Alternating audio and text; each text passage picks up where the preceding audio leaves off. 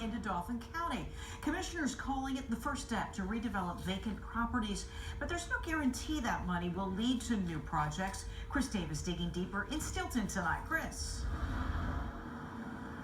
Well, Alicia, you may recognize where we are. This is that big vacant lot right across from City Hall here in Stilton. Now, borough leaders have been trying to redevelop this property for years, and they say this new money will help.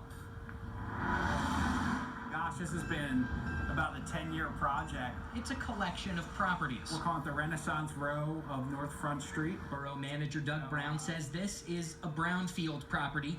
That's a former commercial or industrial site that might need environmental cleanup. Actually, the one you're standing on right now is a former gas station property. Doug says they need to do new environmental assessments before any development can happen.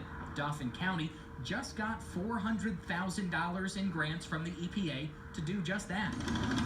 This ongoing Hummelstown apartment project got different redevelopment grants for this brownfield property.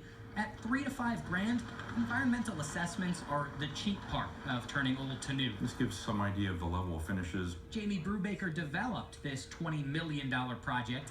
He says what the assessments uncover is where the real costs come from. We had probably $300,000-$400,000 of demolition, tank removal, remediation. These new grants don't pay for any of that, and they don't guarantee redevelopment will actually follow. But Jamie says it at least gives developers an idea of what they're getting into and what other grants they can get.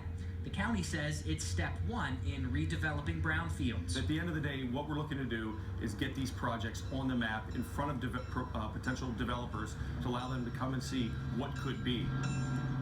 Back in struggling Stilton, Doug says every little bit helps. And anything to incentivize a developer to come in and close on the deal, we're gonna take advantage of.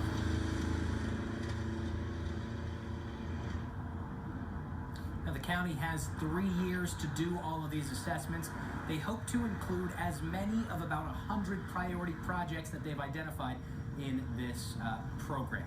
Working for you live in Stilton tonight, Chris Davis, ABC27 News. Coming up, see for yourself why a local man's mugshot is getting so much national attention. Also coming up for you tonight, a downed Air Force fighter in Maryland. The definition of a close call, neighborhoods right there. And who decides which historical sites to preserve and which get torn down? You're watching ABC27 News at 6.